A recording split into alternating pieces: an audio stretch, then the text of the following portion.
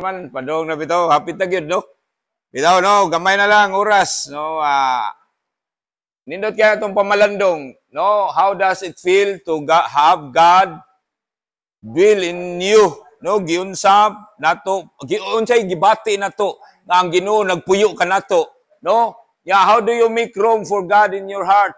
Giunsa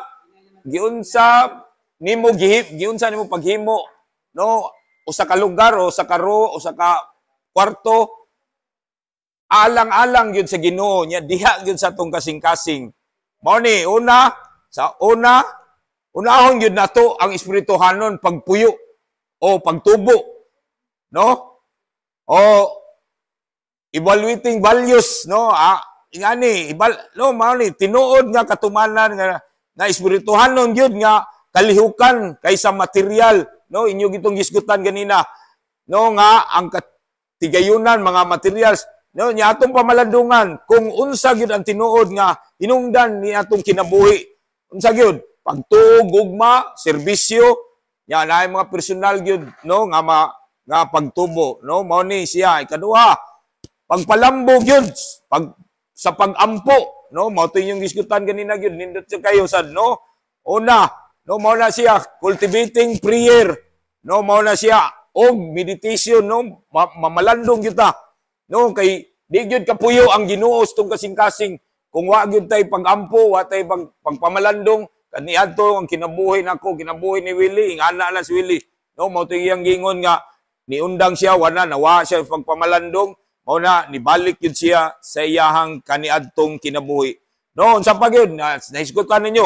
Pagtuon, yun, no, magtuon kita, ingani atong gihimo, kada huibis, naa kita diri, no, nagtuon kita, kay ang Ginoo, di gyud mo puyo, ya di sa ta kahimo gyud sa tuhang kasing-kasing, nga naa atong Ginoo, nga naa, mingon ta, naa ang Ginoo ko ang kasing-kasing, kung di gyud ta kahimo na, kung wa ta magtuon, kay suma pa ni St. Jerome Brad, unsa to Brad?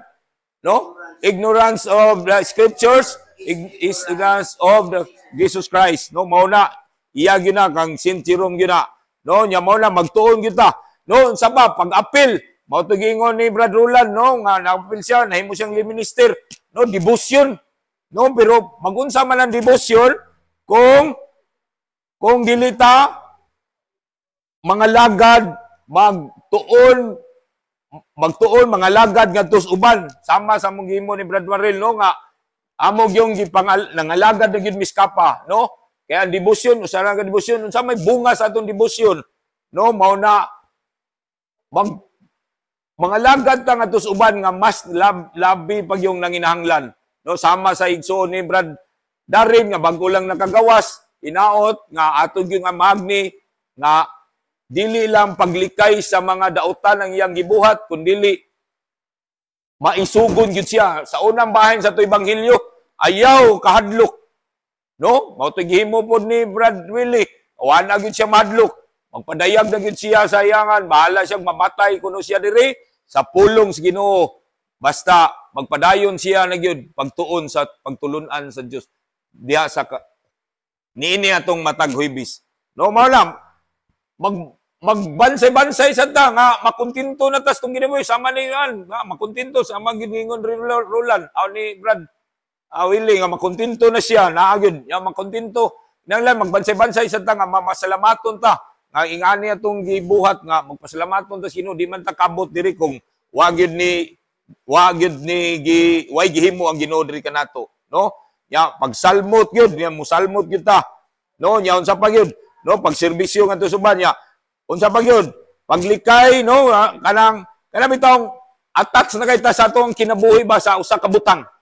No, attachment, no, mao na di man gyud kapuyo ang Ginoo kung mao to gingon sad ni isa to ningon nga dita ka pangalagad sa duha ka master, no, you cannot serve two masters. Mao na di gyud kapuyo, di gyud ta kahimo og usa ka lugar alang-alang sa Ginoo sa atong kasing-kasing kung napay usa ka butang nga naka-attach sa tuang kasing-kasing. Wag tang gyud ang Ginoo di gyud nakain ang Ginoo, out gyud na pirmi.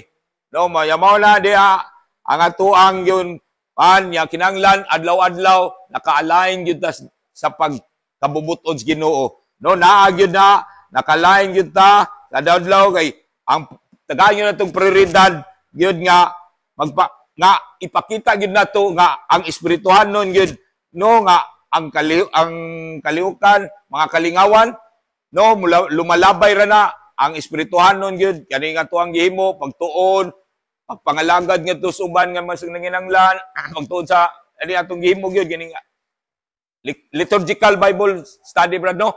Mo ni, niya giumol ni Father Jula, niya, mamartis na amin ni Father Katubig, Leksyon Divina, kang Father Jula niya, ang Father Katubig po, naasan mi, mamartis ni Brad Maruel, kaming Stila, no, nagpalaw mi, nga kanamang, no, nga kanang kumauta mo agak sa uban niya, no, mautigingon Brad Maruel ganina, nga, unsaon man ito pag-agak sa uban, kung di sad ta magtuon, no, mao na, ginanglan kita, magtuon, mupalawom, mo ni ang ato ang yung gibuhat kay ang balaang kasulatan nga ato ang gituon-an karon liturgical Bible study or Leksyon Divina, no, naghatag yun ato gibugaton unsa ka mahinungdanon sa pagkawalay kadlok yun, no, bisan pa sa yutan-ong mga kabalaka, no, naghagay na balaka sama ni Willie nga patyon siya, bahala na mo lang, wag tango na niya, no, bahala lang patyon ko niya nga ato yung nahon ang gingarian sa Dios gyud, no, nga magpuyo gyud siya diri kanato diri sa tong kasing-kasing. Magpadayon sa usa ka kahimtang gyud nga andam gyud mga balik ang ato ang Ginoos Kristo, andam gyud ta, no, nya ang kasulatan sad nga atong gitun-an karon nagawhag sad ni sa atoan tanan, kitang tanan nga ni adiri pila ta kamo kita magtuto dili lang ang uban gihawhag sana sila nga momuhunan gyud mo invest gyud ta. Unsa man lang mo invest gyud ta? Kanang inyong oras kung di na ninyo, kung tuwapan lang ninyo, gilatagaw pa ninyo, gidit-git pa ninyo sa gawas, no, sayang lang na. Mao na, salamat ta. Pagpakan na itong Ginoo nga naa diri mag-asawa, gi-invest gyud ang ilang oras aw mag-uyab pa day. Ang mag-asawa, Brad si Stella ug si Brad Maruel, kita sa ako sad, no, gi-invest itong gi-invest kita. Gipaisugda sad ni kani atong pagtuon ning balang kasulatan karon, no, sa Lucas, unsa to, Lucas kapitulo 12 bersikulo 32 kadto sa 48, gipaisugdan ni usab nini ang panginahanglan yun alang sa pagkabinantayon, no, o pagkamatinudanon, ingon nga anak sa tao maabot sa wala damha. Amen, praise the Lord. Pakpakan tong Ginoo dia. Amen. Second coming yun. Amen, praise the Lord.